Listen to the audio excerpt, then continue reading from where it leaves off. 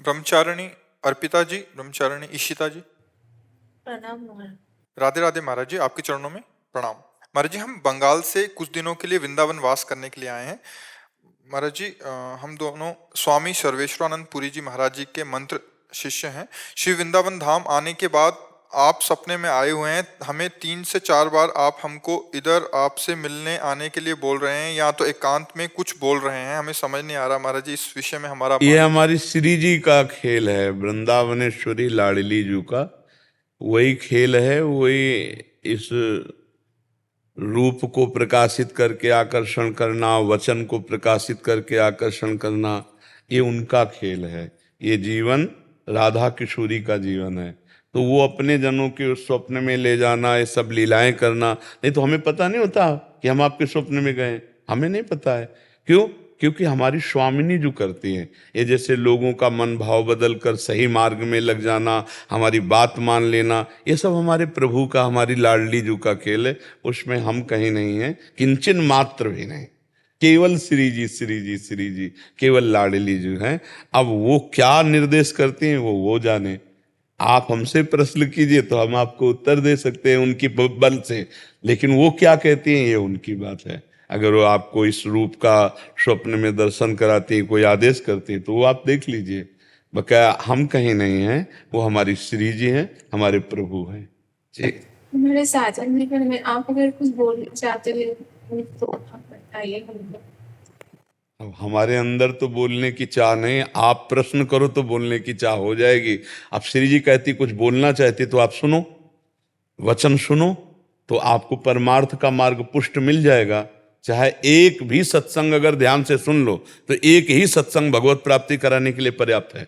एक ही सत्संग, कोई ऐसा सत्संग अधूरा नहीं होगा जिसको सुनने के बाद भगवत प्राप्ति के लिए कुछ जानना बाकी रहे। बस चल दो, जैसा सत्संग में सुनो वैसा चल दो तो भगवत प्राप्ति निश्चित है। जिस साधक के लिए सावधानियां, मतलब जैसे साधना में देखो, सबसे पहली सावधानियां भी जैसे वो संत भगवान आए थे नारायण स्वामी जी के परिकर के, पहली बात है कि हमारा लक्ष्य क्या है, साधक का लक्ष्य क्या है। खाना पीना, जीना, रहना, आराम, व्यवस्था, प्रणाम, नमस्कार, या भगवत प्राप्ति। एक ये अलग डिपार्टमेंट है। लाखों चलने वालों में से कोई विरला एक दो ऐसा होगा जिसका लक्ष्य बिल्कुल ठीक ठिकाने पर भगवत प्राप्ति। नहीं तो हम लोग मनोरंजन करने में जीवन को पूरा बिता देते हैं। खाने पीने, देखने, सुनने, भोगने में अच्छा समय जीवित होकर के चल रहा है, इस पे राजी हैं। यही हमारे लिए दुर्गति का कारण है। हम राजी ना हो, हम विकल हो जाएं। रुदु सुस्वरम राजन कृष्ण दर्शन लालसा। भगवत प्राप्ति के लिए हमें खान पान नहीं भावे है, नहीं कोमल वसन सुहावे, सब विषय लगे ते खारा है, हरियासिक का मग न्यारा है। नारायण हरि भजन में पांचों न सुहाद, विषय भोग निद्रा हंसी जगत प्रीति बहुबाद। एक अंदर उदासी, एक खिन्नता, हर समय निरंतर भगवत स्मरण परायण, किसी से बोलने का मन न हो, न काहू सो बोलिबो, ना कोई व्यवहार, अपनी कुंवर किशोरी को जियत निहार निहार, शांत हो जाए। पहला है शांत रस। 5 रसों में पहला शांत रस है। अगर हमारे अंदर शांत रस आ गया, किसी भी तरह का कोई विकार नहीं, कोई चाह नहीं, कोई अपना नहीं पूरी सृष्टि में, प्रभु के सिवा अपना शरीर भी नहीं, प्रभु के सिवा अपना शरीर भी अपना नहीं, तब जाकर के निरंतरता बनती है भजन की, और उसी में प्रेम, ब्रह्मबोध सब कुछ प्राप्त हो जाता है। खूब नाम जप करो, शरीर से असंग रहो। अपने शरीर से जब असंग है तो दूसरों से असंगता की बात ही क्या है। जो दुख सुखावे प्रारब्ध के अनुसार शरीर को भोगने दो। आप इसके साक्षी होकर निरंतर भजन परायण रहो, इसी से भगवत तत्व का बोध हो जाएगा, इसी से भगवत प्राप्ति हो जाएगी। महर्षि, इसमें एक प्रश्न था। महर्षि, हम सब साधक जन एक मन में ऐसा रहता है कि हो जाएगा अपने आप, हम तो चलते रहे, या नाम भी चल रहा है और ये भी चल रहा है, ये नहीं, थोड़ी कमी नाम हो जाती चल रहा है तो ये नहीं हो जाएगा। मतलब थोड़ा नहीं, ढिलाई दी तो मारे जाओगे, मारे जाओगे, पक्की बात है। अगर 10 मिनट भी मनोरंजन में गए तो तुम 24 घंटे भजन करने वाले हो भले, मारे जाओगे, माया गिरा देगी। ऐसा नहीं, एक भी बिंदु अगर आपने दोषयुक्त अपने अंदर बनाए रखा तो मार के गिरा देगी माया। तो ये इसके तो लिए अभी साधक नियमावली पहले बिल्कुल आजीवन नियमावली पक्की, आजीवन। थोड़ा भी मनोरंजन तो मार के गिरा दिए जाएंगे। उपासक को पहले लक्ष्य दृढ़ करना चाहिए कि मैं अपनी गर्दन कटा सकता हूं लेकिन अपने साधन को नहीं नष्ट होने दूंगा। नहीं तो मनोरंजन के लिए बहुत बढ़िया संसार है, माया ऐसे अवसर फेंक देती है। एक ही मनोरंजन थोड़ी है, नेत्रों का, श्रवणेन्द्रिय का, घ्राणेन्द्रिय का, रसेंद्रिय का, जनेन्द्रिय का, इन वेगों को सहना बहुत कठिन है और इनके मनोरंजन के लिए फ्री व्यवस्था कर देती है। क्योंकि भगवत प्राप्ति करना चाहते हो ना, तो ये मनोरंजन वाटिका में आओ। तो जो कहता है नहीं, तो फिर रिद्धियां सिद्धियां का मनोरंजन, फिर वो भी नहीं। बड़े बड़े देवता उसकी सेवा में खड़े हो जाते हैं, वो भी नहीं। ब्रह्मादिक के भोग सब विषम लागत ताई, नारायण ब्रज चंद की लगन लगी ही जाए। सुरपति नरपति लोकपति जिनके भावे घास, और रहे परम आनंद में तज से। तब भगवत साक्षात्कार की वेदना जागृत होती। वेदना हाय हाय मच जाता है, कैसे जीऊं आपके बिना प्रभु। रुदन, ऐसा रुदन जैसे पूछो मत, हृदय फट जाए। वो गंभीर बैठा है नहीं तो हृदय फट जाए ऐसा। तब भगवत साक्षात्कार होता है। यहाँ हम लोग मनोरंजन में लग जाते हैं। समाज को उपदेश देना, प्रणाम नमस्कार लेना, अच्छे अच्छे पदार्थ खाना, अच्छी अच्छी भोग विलासता, उसको स्वीकार कर लेना, गया। महाराज जी आज सुबह हम जब आपके साथ टहल रहे थे तो आप एक साधक को उपदेश दे रहे थे कि तुम बहुत अच्छा साधन कर रहे हो, चुप करके ऐसे लगे रहना बाहरी व्यवहार में। आपने उनको एक बात कही थी कि यही अगर, ये तो अभी गुरु कृपा के घेरे में हो आप, यही बाहर होता तो प्रणाम नमस्कार चालू हो जाता आपका। हाँ। और फिर आप गिर जाते। तो ये अगर गुरु कृपा के घेरे में नहीं है तो ये आएगा महाराज जी, हाँ, बाहरी बिल्कुल आएगा, बिल्कुल आएगा। अनुकूलताएं आएंगी। हाँ बिल्कुल आएगा। अच्छा, गुरु कृपा के घेरे में जैसे आप कई सौ साधक हो, अपने साधन में लगे हो, अब आपसे कोई मिल ही नहीं, मतलब जितने को रखा गया कि आप मिल लो, इसके अलावा किसी को पता ही नहीं कि हमारा साधक किस कोट की साधना कर रहा है। अब उस पर हमारी दृष्टि है, उस पर दृष्टि है कि बाहरी और सूक्ष्म दोनों। अब उस पर आक्रमण करने के पहले हमारे से आदेश लेना पड़ेगा, हमारे घेरे को तोड़ना होगा। और स्वतंत्र साधक है तो उसके सहयोग होने लगते हैं कि मानो ये जल पी करके रह रहा है, इतने दिन हो गए अन्न नहीं पाया, इतने दिन ऐसा, तो लोग उसकी परिचर्या में लग जाते हैं। फल फूल रुपया पैसा मान प्रतिष्ठा, अब वो धीरे धीरे धीरे धीरे वो आंतरिक वृत्ति से बहिर्मुख होकर भ्रष्ट हो जाता है। भ्रष्ट होने का मतलब होता है अपने मार्ग से गिर जाता है। इसलिए बहुत जरूरी गुरुजनों की नजर में रहे और अपने लक्ष्य में दृढ़ रहे, राजी नहीं होना। हमारा जो लक्ष्य उसके अलावा राजी नहीं होना। जब ध्रुव जी वनवास तपस्या के लिए, तो नारद जी ने तो यही कहा, तुम सिंहासन के लिए ही तो जा रहे हो, अभी उत्तानपाद को कहेंगे अभी तुम्हें सिंहासन मिल जाएगा। अरे बेटा हो तुम, अभी बच्चे हो, क्या मान अपमान, चलो वापस चलो। उनका नहीं, हमारा क्षत्रिय कुल में जन्म हुआ, हमारा स्वभाव एक बार निश्चय कर ले उसे हम टल नहीं सकते। उनका वहाँ राक्षस हैं, भेड़िया खा जाएगा, पक्का खा जाए तो कोई बात नहीं, अगर जिंदा रहेंगे तो भगवत प्राप्ति करेंगे, मरेंगे तो कोई बात नहीं। तब देवर्षि नारद जी ने देखा चेला पक्का भय और प्रलोभन दोनों से मुक्त, तो द्वादशाक्षर मंत्र दे 6 महीने में भगवत साक्षात्कार कर लिया। हम लोग लक्ष्य से हट जाते हैं, लक्ष्य से गिर जाते हैं। रुपया पैसा मान प्रतिष्ठा मठ महांति बड़ी बड़ी इनमें हमारी राजी हो जाती है। और राजी हो जाना बस ये नहीं होना चाहिए, राजी नहीं होना है। आप भी कुछ भी जाए, संसार के भोग संसार की व्यवस्था है, ना भोगना है ना राजी होना है, वो भगवत प्राप्त हो जाएगा। मर्जी जैसे आपकी बात सुन रहे हैं तो एकदम दृढ़ता हो रही है। अभी कुछ दिन तो चलेगा, 1 महीना 2 महीना, फिर ढिलाई क्यों हो जाती है? तो इसलिए रोज सत्संग सुनना चाहिए। भक्ति कर दीप प्रेम करी बाती, साधु संगति करी अनुदिन राती। हमारी बैटरी डिस्चार्ज ही ना होने पावे, एक्स्ट्रा में चार्ज होती रहे इतनी कि हम कभी इन बातों में रमे ही ना, सुन करके हम आगे बढ़े भगवत मार्ग में। बहुत मीठा प्रलोभन, जहर मीठा माया देती, बहुत मीठा, अच्छे अपने हाथ से गला काट लें ऐसा है इसका प्रलोभन। मान प्रतिष्ठा भोग वासना, इनको खिलवाड़ थोड़ी समझा जाता है, खिलवाड़ नहीं, बड़ी बड़ी ऊंचाई से ऐसे धम्म से गिरा देती है माया, और अपने को गिरना अच्छा लगता है। ये बस इन खाइयों को जो पार कर गया वो महात्मा है, समात्मा सुदुर्लभा, वो भगवान का विशुद्ध भक्त है। चाहे स्त्री शरीर हो चाहे पुरुष शरीर हो, हम सब एक ही परमात्मा के अंश हैं, शरीरों के भेद से कोई अंतर नहीं पड़ता। अगर हम चलेंगे जिस भाव से, वैसे मुझे प्रभु प्राप्त हो जाएंगे। बहुत बचा के रखना, बहुत छुपा के रखना। शरीर एक परमात्मा की दी हुई धरोहर है, हम ज्यों का त्यों वापस कर दें, मलिन न करें। कबीरदास जी कहते, चदरिया झीनी रे झीनी, जैसी की तैसी धर दीली।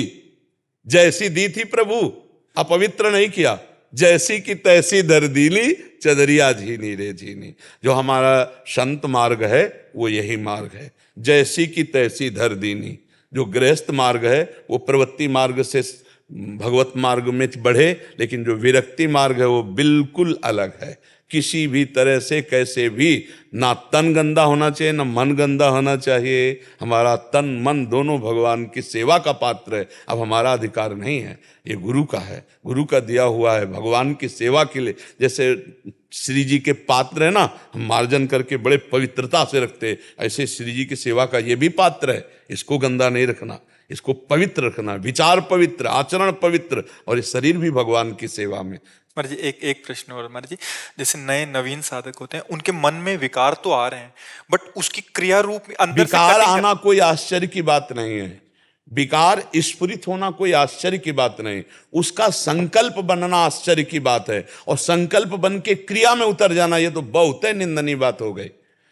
साधक के हृदय में विषय स्फुरण होना, विषयों का आकर्षण होना, ये कोई आश्चर्य की बात नहीं है। ये तो बड़े बड़े अच्छे साधकों के अंदर भी स्फुरणा होती है, तरंग मात्र। लेकिन उसको संकल्प बना देना, उसमें चिंतन करके रमण करना और फिर उसको क्रिया में उतार देना, वो तो साधक ही फिर गया। फिर तो क्या है, कामा संजायते क्रोधा क्रोधा स्मृति विभ्रमा स्मृति भ्रंशात बुद्धिनाशो बुद्धिनाशात प्रणश्यति। लेकिन प्रारंभ उसका जो है विषय का ध्यान है, विषयों का चिंतन है। जब हमारे अंदर कोई प्रलोभन भेजता है मन, ये भोग लो बड़ा सुख मिलेगा, उसी समय काटना है। नहीं, मर चाहे जाऊं, भगवत सुख के लिए मैंने ये जीवन अर्पित किया, इस सुख के लिए नहीं, वो 1000 बार कर, बड़ा सुख मिलेगा। साधक इसी में फिसलता है। अब उस समय वो काटे मंत्र के द्वारा, नाम जप के द्वारा, नहीं नहीं राधा राधा राधा राधा राधा, नहीं राधा राधा राधा राधा राधा, बार बार अंदर से हटाए, उसका संकल्प न बनने पाए। मन कहेगा अरे चुप रहो, इस समय थोड़ा देखो हम क्या तुम्हें दिखा रहे हैं, क्या तुम्हें समझा रहे हैं। उसकी बात ना सुने, उसे काट दे, तो संकल्प नहीं बन पाया। और सुन लिया तो संकल्प बन जाएगा, और संकल्प बन गया तो क्रिया में उतार देगा। और ऐसा संग नहीं करना चाहिए साधक को, चाहे वो पुरुष हो चाहे स्त्री हो। एक दृष्टि में पता चल जाता है हमारी तरफ किस भाव से देखा जा रहा है। सबको इतना ज्ञान तो भगवान ने दिया है कि एक दृष्टि में पता चल जाता है कि ये हमारी तरफ किस भाव से देख रहे हैं। अच्छा चलो देखना से, फिर व्यवहार से पता चल जाता है कि ये सकाम या निष्काम। अगर हमको समझ में आ जाए कि ये काम संबंधी चेष्टा वाला, काम संबंधी चेष्टा वाली, जैसे भी, तो हमको तत्काल उसका संग ऐसे त्यागना चाहिए जैसे काला सर्प आ जाए और हमारी गोदी में गिर जाए तो हम क्या करेंगे, विचार करेंगे क्या? पहले फटकेंगे, पहले हमको भागना चाहिए, पहले दूरी बनाना चाहिए, फिर विचार करना चाहिए। हमारे शास्त्रों में ऐसा लिखा है जैसे कोबरा सर्प आके हमारी गोद में गिर जाए तो विचार करेंगे क्या? नहीं, पहला काम करेंगे उसे फेंक देंगे। ऐसे ही कुसंग जहां होने को हो तो पहला काम करे, पहले भागे, वहां से हटे, विचार की जरूरत नहीं, पहले हटो, दूरी बनाओ, फिर विचार करो। अगर विचार में लग गए, दूरी नहीं बनाया, तो फिर मन की चाल होती है।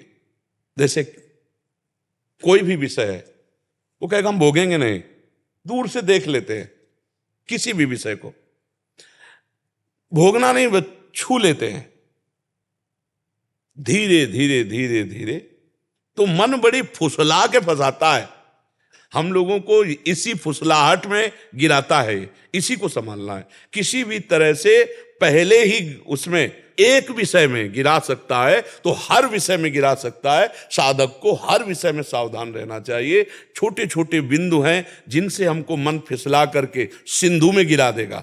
अभी तो बिंदु हैं, लेकिन सिंधु में गिरा देगा जहां से निकल पाना मुश्किल है, और वो विषय में डूब जाएगा। इसलिए साधक को तो बहुत, चाहे जवान हो चाहे बूढ़ा, इससे कोई मतलब नहीं, शरीर से कोई मतलब नहीं मन को, तो हम कभी भी ढिलाई ना दें। अगर साधक ढिलाई देगा तो हर सुविधा मिल जाएगी, भगवान नहीं मिलेंगे, सारे सुख मिल जाएंगे, क्योंकि भगवान के लिए चले हो ना। तो माया हर मनोरंजन की बात आपको पूरी कर देगी, लेकिन भगवान नहीं मिलेंगे। और अगर भगवान को प्राप्त करना है तो केवल पहले भगवत प्राप्ति, फिर भगवान जब मिल जाए, भगवदानंद की अनुभूति हो गई, तो अब महलों में रखो चाहे झोपड़ी में बांध दो, अब आपकी छूट। लेकिन जब तक आप नहीं मिलोगे तब तक आपको भी छूट नहीं कि महलों में रखो चाहे झोपड़ी में बांध दो। नहीं, हमें आप चाहिए, पहले आप मिलिए, आपसे युक्त होकर जहां चाहो लगा दो। आप नहीं मिलोगे तब तक कुछ स्वीकार नहीं करेंगे, पहले आप चाहिए। साधक को पहले इसमें लगना चाहिए। खूब भगवान का भजन करो, बुरे आचरणों का त्याग करो। किसी भी तरह से विरक्त भाव वाले उपासक को भगवान के सिवा किसी भोग में राजी नहीं होना चाहिए। पक्का किसी भी तरह का प्रलोभन, चाहे वो गुरु हो चाहे कोई भी हो, पक्का हम जिस मार्ग के पथिक हैं उस मार्ग को समझना चाहिए। अगर गुरु भी हमारी परीक्षा ले तो हमको भ्रष्ट नहीं होना चाहिए, विरोध में खड़े हो जाना चाहिए। तो गुरु प्रसन्न हो जाएगा अगर असली होगा, और नकली होगा तो बच जाओगे।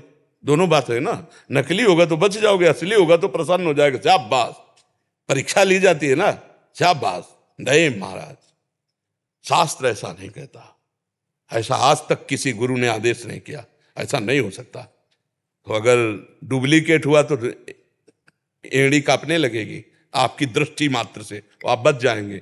अगर असली हुआ तो आशीर्वाद देगा, जा निर्भय विचर, जब तुम मेरे से फेल नहीं हुआ तो विश्व में कहीं फेल नहीं होगा। तो होता है ना। तो हमको ये ध्यान रखना है कि सत लक्ष्य में अगर गुरु भी हमारा आदेश कर दे विपरीत तो हमको उसकी भी बात नहीं माननी, वो हमारी परीक्षा होगी और हम आगे निकल जाएंगे। और अगर हम डिसमिस स्वभाव, ढुलमुल स्वभाव, तो फिर ये मार्ग बहुत कठिन है, बहुत कठिन है। ऐसे ऐसी परीक्षाएं, ऐसा ऐसा रूप लेके प्रश्न आती है माया कि भगवान बचा सकते हैं, दूसरा कोई उपाय नहीं, कोई उपाय ही नहीं है। ये अपने पूरे जीवन में अपने लोगों ने सब देखा है ना, तो दृश्य देखे भगवान की माया के, अलौकिक अलौकिक दृश्य। बस एक लक्ष्य नहीं, ये मेरा लक्ष्य नहीं, नहीं नहीं, भाग भाग भाग। आज तक एक दोस्त नहीं बोला, एक दोस्त नहीं बोला, पूरी सृष्टि में हमारा एक भी दोस्त नहीं। तो दुश्मन का सवाल है नहीं, जब दोस्त नहीं तो दुश्मन के राग नहीं तो द्वेष का सवाल ही नहीं। और जो दोस्त बने हैं वो चमत्कारिक है, उन्हीं का सारा खेल चल रहा है, वही दोस्त हैं हमारे प्रभु। प्रभु के सिवा कोई दोस्त नहीं। ये सब है, हम इनको अपना नहीं मानते। हमारे स्वामी शिष्य रूप धारण करके आए और मुझसे सेवा ये स्वांग करवा रहे हैं गुरु रूप का। बका हम इनके सेवक हैं, ये हमारे सब स्वामी हैं। आप सब आए हो, मेरे भगवान इस रूप में आए, प्रश्न उत्तर का आनंद दिला रहे, बस इतना भाव है। ये नहीं है कि यहाँ से ज्ञान निकल रहा है, नहीं नहीं, आनंद का परस्पर बोधयंतः, ये केवल सुख देने के लिए भगवान इस रूप में आए हुए हैं। बहुत सावधानी से चलो तो इसी जन्म में भगवान मिल जाएंगे, और ऐसे मिल जाएंगे जैसे हम आपको देख रहे हैं, गले लगते हैं, बात करते हैं, भक्तों के संग भगवान खेलते हैं। बस जैसी भावना करोगे वैसा ही आपको अनुभव आएगा। जाकी रही भावना जैसी प्रभु मूर्ति देखी तेरे, ये यथा माम प्रपद्यन्ते तास तथैव भजाम्यहम्। अगर आप चाहोगे कि भगवान मेरे सामने प्रकट हो, ऐसे बस वो परीक्षा लेंगे कि और किसी में राजी तो नहीं है। जैसे छोटा बच्चा खिलौनों से खेलना बंद कर दे, रोने लगे, तो माता दूसरा खिलौना बेचती है, उससे ही रोता है तो माता किसी और को भेजी, जा गोद में ले ले, थोड़ा खवा पिला, ऐसा। वो फिर भी रोना बंद ना करे तो कहे बड़े नटखट है, हमारी गोद में चुप, तब वो लेगा। ऐसे ही भगवान भी है, पहले खिलौने देते हैं, खेलो, नहीं चाहिए खिलौना, तो फिर रिद्धियां सिद्धियां, जाओ चुपवा दो जाके, नहीं चाहिए, फिर भी रो रहा है, तो मानेगा नहीं, मुझे ही जाना पड़ेगा, तब भगवत साक्षात्कार। हम लोग तो अब आजकल सुनते हो क्या कि कहीं किसी के ऋषि के पास अप्सरा आ रही है मतलब जैसे कि भाई उनका तप भंग करने के लिए देवलोक से अप्सरा आ रही, जरूरत है ही नहीं, तब पहले काम हम लोग छोटी मोटी वस्तुओं में गिर गए, हम लोग छोटे मोटे भोगों में गिर गए, तो अब जरूरत ही क्या है ऊपर से कोई दैवी शक्ति आवे हमें नष्ट करने के लिए, है ही नहीं। जब गिरा हुआ है तो क्या जरूरत है।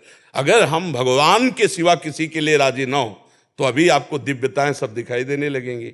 दिव्यताएं ऐसे ही गंगा की धारा से दिव्य महापुरुष प्रकट हो रहे हैं, एक से एक अलौकिक। रेत में बैठे बैठे दृश्य बदल गया, ऐसे अलौकिकताएं, दिव्यताएं। क्योंकि जब आप भोगों से दिव्य की तरफ चलेंगे तभी तो दिव्य को देख पाएंगे। अभी तो हम छोटे छोटे भोगों में गिर जाते हैं, चंद रुपए में, चंद स्वाद में, चंद भोगों में गिर जाते हैं। हमको चाहिए कि ये जीवन ऐसा मजबूत बनाए कि हम गिरे ना, चाहे गृहस्थ हो चाहे विरक्त हो। गृहस्थ है तो एक सीमा है, अपनी सीमा में रहो तो आप भी साधु हो, अपनी मर्यादा में रहो, खूब नाम जप करो, धर्म पूर्वक अन्न कमाओ, परिवार का पोषण, समाज का पोषण। विरक्त है भिक्षादि के द्वारा अपना उदर पोषण, आकाशवृत्ति के द्वारा उदर पोषण, और आजीवन भजन, तो ऐसी ऐसी देवियां हुई हैं। पूज्य राधा बाबा कहते कि आनंदमयी माता को जब हम देखते थे तो ऐसा लगता था कि बस सिंह नहीं है, साक्षात अम्बा बैठी है। बाल ब्रह्मचारिणी, निरंतर भजन परायण। तो राधा बाबा कहते थे कि जब आनंदमयी माता को देखते तो ऐसा लगता साक्षात अम्बा बैठी, बस सिंह पास नहीं है, नहीं तो साक्षात जगदम्बा बैठी। दैवी शक्ति जागृत कर ली। पुरुष नपुंसक नारीवा जीव चराचर कोय, सर्व भाव भज कपट तज मोहि परम प्रिय सोय। जो भगवान के मार्ग में पवित्रता से जीवन निर्वाह करते हुए चलता, कोटि कोटि बंदने। देखो मीरा जी हुई, कितनी बड़ी बड़ी भक्ताएं हमारे देश में हुई जो एक से एक दिव्य भाव में। कितना कष्ट दिया गया मीरा जी को। जब मीरा जी पहले दिन ब्याह करके ले गए थे तो उनको पहले दिन बता दिया था कि हमारा ब्याह हो चुका है श्री कृष्ण गिरधर से। तब उन्होंने कहा था एकांत में तुम और हम जब मिलेंगे तो आप हमारी गुरु होगी, मैं आपका शिष्य होऊंगा, कभी पति नहीं। पर समाज में आपको पत्नी का स्वांग करना पड़ेगा, नहीं तो घर परिवार वाले। तो समाज में जब होता तो पत्नी का स्वांग करते हुए, एकांत में जब होता तो चरणों के पास बैठ करके सांग उपदेश सुनते थे मीरा जी से। मीरा जी ने बता दिया था मेरे प्रीतम श्री कृष्ण है, परम पवित्र परम ब्रह्मचारिणी मीरा जी। परम ब्याह हुआ था लेकिन एकांत में गुरु शिष्य की तरह रहते थे। ये एकांतिक बात है मीरा जी की। उन्होंने बता दिया था मेरे तो गिरधर गोपाल दूसरो न कोई, जाके सिर मोर मुकुट मेरो पति सोई, आप निमित्त मात्र हैं। तो उनका मुझे सौभाग्य होगा कि आप हमें एकांत में शिष्य रूप से स्वीकार करें। ऐसा ही जीवन रहा। तो कोई भी भजन करे, भजन करके यदि भगवान को चाहे तो निश्चित प्राप्त कर सकता है, कोई भी हो चराचर जगत में। पर भगवान को कपट छल अच्छा नहीं लगता। भगवान ने अपने हृदय की बात कही, निर्मल मन जन सो मोहि पावा, मोहि कपट छल छिद्र। कपट छल छिद्र भगवान को, ड्रामेबाजी अच्छा नहीं लगता। हम दोषी हैं, पापी हैं, नीच हैं, प्रभु आपके हैं जैसे हैं, और खुले हृदय से प्रभु को पुकारे तो जन अवगुण प्रभु मान न काऊ, दीन बंधु अति मृदुल स्वभाव। सारी गलतियों को माफ करके भगवान उसे अपना साक्षात्कार देते हैं।